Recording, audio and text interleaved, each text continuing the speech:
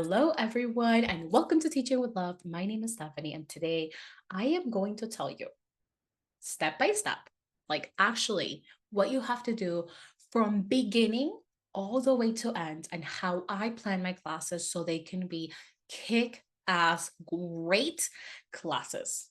Are you ready? Let's get started. Number one is have a waiting room. Don't just have the kids on Zoom waiting for hosts to start meeting. I'll go ahead and explain that in another video because I really have to go in depth in all the steps that I'm telling you right now. But this is just like a really quick guide, especially if you're like tech savvy and you want to do your own thing, go for it. So I recommend you having a waiting room. After, you are going to be really big on the screen. So when your class starts, please make sure to pin yourself. Pin yourself. Pin you. Pin, pin, pin, pin, pin. What does that mean? You're going to go to the corner of your Zoom. You're going to click on those three little dots next to you, and you're going to pin yourself. And that just makes sure that the kids see you really nice and big on the screen. Okay. Also see their friends on the very top. So don't worry about that. They still see your friends. They see everyone that's there, but they're going to see you, right? You're right now, you're the star of the show. So they need to see you. You need to grab their attention, right? And that's why. Okay. So you're going to go with really nice, powerful, bursting energy to the kids, because remember that this time, this 1 second is going to really show what kind of teacher you are during the class, right? And at this time, also parents are there.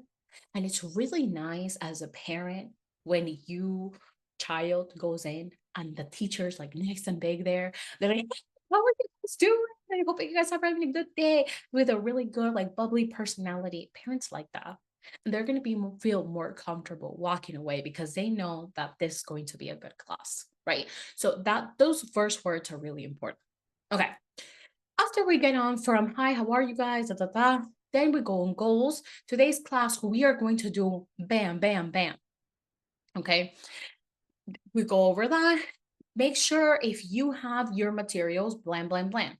We're going to have another video about materials, but if you have materials, you go over like this, right? Or sometimes even parents tell you, do you need materials? Let's say your class doesn't need materials. No materials needed, right? So it's just nice for you to have that from the parents. Okay. That is one. That is two and three and four. I guess. Next, after we've done the introduction, we have done goals, and then we have done materials next. And make sure that all of that is like really shrunk. We don't want to keep talking about goals for a really long time. It's just bullet points. This is what we're doing. Boom, boom, boom. This is what we're trying to do. Bum, bum, bum. Like just something really quick. Materials are this and this and this, right? That's it. Okay. After you have finished with that, you still have the kids' attention. You started class. The kids are eager to learn. They sign up to your class because they want to learn from you, right? So you are now going to grab a big chunk of your literature, what you're teaching, and you're going to put it in. You're going to use so many visuals. Try to use so many visuals for visuals, everything, not YouTube videos. I'm not saying YouTube videos. Parents don't like it when you put YouTube videos. I'm not saying all of them. I'm just saying I would rather, as a parent, see that the teacher is not using a YouTube video. Just my opinion. If you're different, that's fine. Okay. So I'll just go ahead and do Kickass with visual representations. After I have done a big chunk and I've hit my visual learners, now I'm going to hit my auditory learners. Now, what does that mean? I am out. We are in gallery view. I am not pinned anymore, right? Like we're literally, everyone should be in gallery. Then this is where the conversation happens. We start talking about what we just saw. We start talking about this and that, and boom, and boom, and boom, and boom, right? We start talking about that. When we're talking about that, we've talked about it, mini game comes in. A mini game is going to bring all those kids that are not auditory learners back together. Now we're going to do a mini game. Super quick, simple, something easy to grab all the kids back to attention. Once you are done, right? Once you're done with the mini game, now we are going to hit again presentation, finish up whatever you need to teach, hit your kinetic learners. I am a person that I need to move around. As you see me when I'm talking, I'm also Hispanic, so maybe that's why. But I need to touch something, I need to do something. Have the kids move around and do something that has to pertain to the lesson. Let's say that I'm teaching big and small. So I'll be like, big, you guys gotta do something. Like, you guys, that's really funny, right? Like that's funny. The kids really like it. The kids engage. So make sure that we're hitting those kinetic learners, right?